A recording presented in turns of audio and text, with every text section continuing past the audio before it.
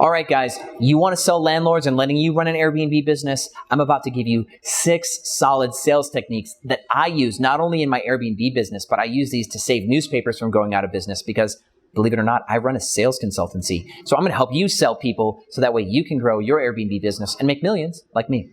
Let's jump in.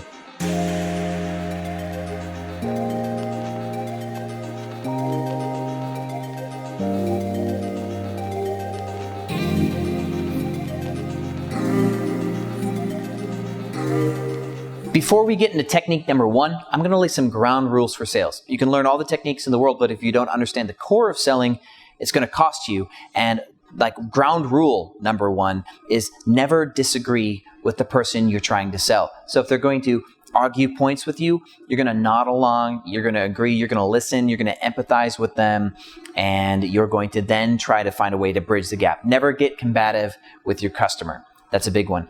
And another one is make sure that you listen more than you talk. They say that people have 2 ears and 1 mouth for a reason. You're going to get information from your client or your potential buyer, and that's going to be how you can start to structure things in a way that they're going to understand. You have to listen first. Use good body language, practice good eye contact, smile and nod when they're talking to you. Convey all of the emotions and all of the qualities that you want them to possess when you're trying to sell them on your idea. Okay, so with that said, let's get into technique number 1. Technique number 1 is called the yes ladder. It basically stems from psychology, which is the more that people say yes, the more likely they're going to say yes to future things. It can seem a little rudimentary, but it's pretty powerful. Door-to-door encyclopedia salesmen used to use this. They would knock on your door and you'd answer and say, "Hi, do you live here?" And then you'd say yes. And be like, "Oh, great, this pretty place. Is this your yard? Is this your yard?" And you'd be like, "Yeah, of course it's my yard." And they'll just ask you yes questions for the sake of getting you to say yes. So that way, by the time they're in the presentation, you're saying yes and you're nodding along. So you can do the same thing with a landlord. When you're in the process of negotiating with a landlord and you want them to say yes to future terms, cover the things that they're going to say yes to right away. And you could say, well, would you prefer your next tenant to sign a year or longer lease? Yeah, okay, cool. And would you like them to get their own utilities? Yes, things like that. And that way, you're just getting him to say yes or her to say yes. Get them used to saying yes, so that way by the time you get into things like, I want to put your property on Airbnb, they'll hopefully say yes, right? Yes ladder, small words, big differences. Technique number 2, the porcupine close. This one's really fun. If somebody gives you an objection, you can rephrase it in order to restructure that objection and get them to give you things that they are cool with. So let's just use the very obvious one that you are all worried about, which is, I don't want you listing my property on Airbnb. And then you'll say, well, okay, what marketing channels are you comfortable with me listing your property on? See, the porcupine closes, I don't want that. Okay, what do you want?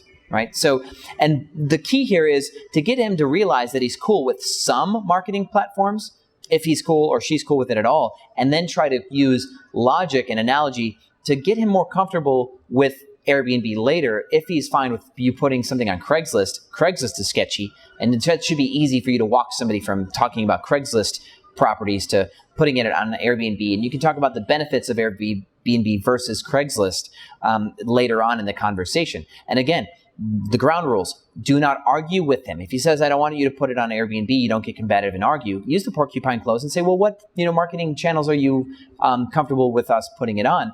And then just put that in your pocket for later and try to build a positive conversation again, and then compare the features and benefits of Airbnb versus whatever ones he was comfortable with. And if he doesn't understand what channels there are, this is an opportunity for you to talk to him about all the marketing channels that there are. You'd introduce Craigslist. And that brings me to number 3. Technique number 3 is the straw man argument. So you're going to put something up in order for you to be able to knock it down with that person.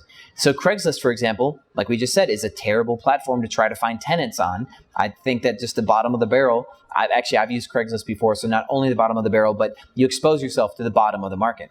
So by him normally being used to something like Craigslist, because it's been more normalized, it's more mainstream, you can put that up, get him to say, he's comfortable with Craigslist, and then now you can basically make the argument that Airbnb is better than Craigslist and knock down, Craigslist with him, and he'll feel more empowered to choose Airbnb because you helped him, decide he didn't like something else, right? Straw man argument there. That one's fun. 4, technique number 4, feel, felt, found. This is another way to overcome the I don't like Airbnb argument, and this has been one that I've used in impulse sales a lot. I know how you feel. I actually know other people just like you who have felt the same way. But once they found out this key detail, they were on board and they changed their mind. So let's phrase this for Airbnb short-term rental operators. So yeah, you don't want us advertising this online. I get it. You don't want other people living in your property where, I'm paying rent. You just want somebody paying rent. You're not used to corporate housing or something. So let's use that. Like, okay. So you don't want a company signing a lease for your property. I know how you feel. I know other landlords who've actually kind of have felt like you for years, where they buy a home, they just want somebody to live there, and they think that's the best way. But once they found out a few things, for example, the property has to be kept in for sale condition. Once they found out that a company like mine basically keeps this place looking as picturesque as possible, or that, essentially differently than a regular tenant, where a tenant can just live in it and not keep the place looking good. But they also, another thing that was a factor for them is that tenants don't make repairs. Once they found out that companies like us, we just tenaciously keep this place in perfect operating condition, there's not going to be a cabinet with a loose screw because it affects our relationship with our guests. Once they found out that companies like ours actually keep the property in better condition than a regular tenant, as opposed to popular belief, they were much more excited about having somebody like us care for their property during their lease. So take this and start to hone it in, because you're going to have to adapt this feel, felt, found for any landlord you talk to or any sale you do, because it's not going to be a script. Feel, felt, found is the framework in order that you empathize and you re-deliver information. But you can't say verbatim, I know how you feel, Mr. Landlord, about not wanting a corporate housing company. But when other landlords found out that corporate housing was a better model, they found that they felt like they would like it better. You can't to make a verbatim for feel, felt, found. You have to know the framework and move forward with that. So keep that one. That one's been great for impulse sales, and you're introducing testimonials there, which is a good opportunity to talk about if you have other properties, you can talk about other hosts specifically who have felt the same way but found out that you're awesome. Make sense? Technique number 5. This one is proprietary. I developed this technique myself, and I teach it to my sales staff to this day. We call it turning the corner. Turning the corner is an emotional sales leveraging technique. So when somebody gives you an objection, I want you to feel their objection like they were absolutely right, almost like in the gut, like, oh, wow, yeah. I get it. That's terrible. That's terrible that you had a bad tenant before, or that's terrible that your neighbor has had Airbnb parties, or whatever.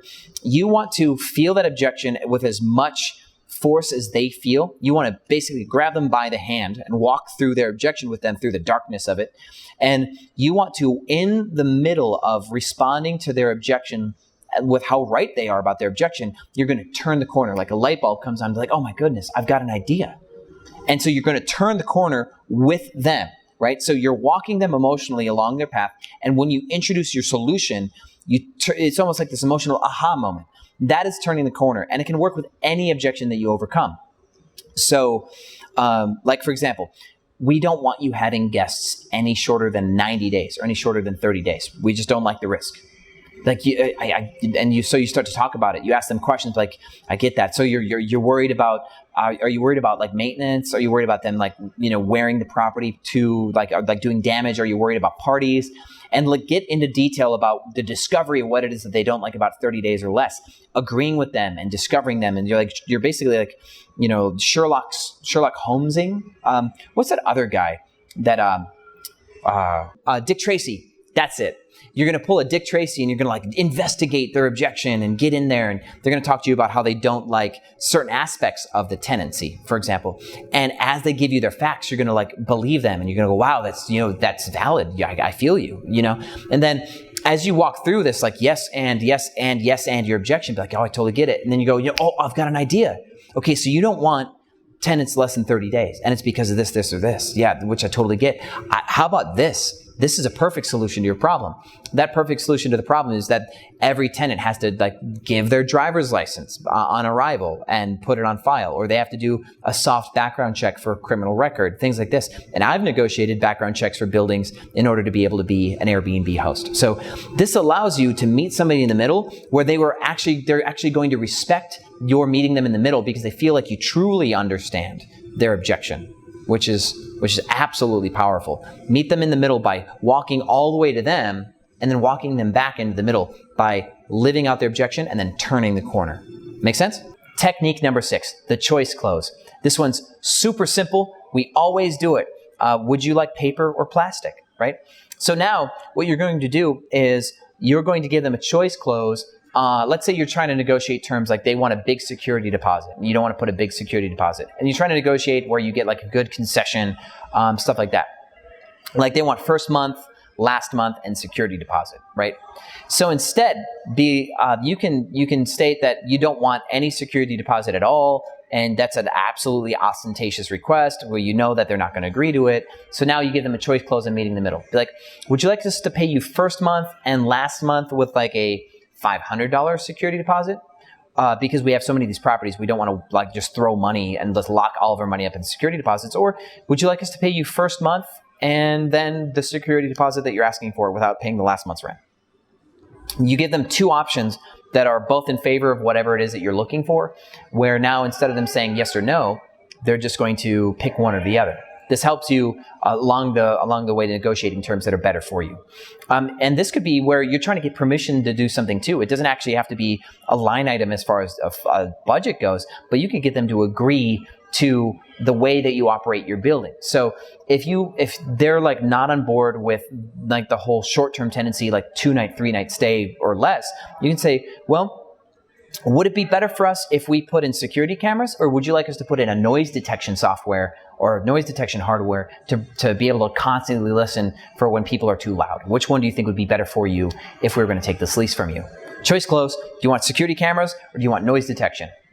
Or both, right? Both, that's cool. We'll do both. Fine. Here, sign here, right? So great way. Choice close is a great way to take no out of the equation. All right, so that was it, guys. 6 solid techniques that we use in sales, in my sales consultancy, saving newspapers from going out of business. And if these techniques work to save newspapers from dying, they definitely work for negotiating real estate deals. Like I said before, I use these all the time myself. So hope you can practice these, drill these, understand that these aren't scripts. These are techniques. You have to put a script inside of these techniques, and you have to adapt them for each customer, because you don't just get to overcome objections with some sort of word-for-word thing. You have to respond to each person's unique objection because they matter too, all right?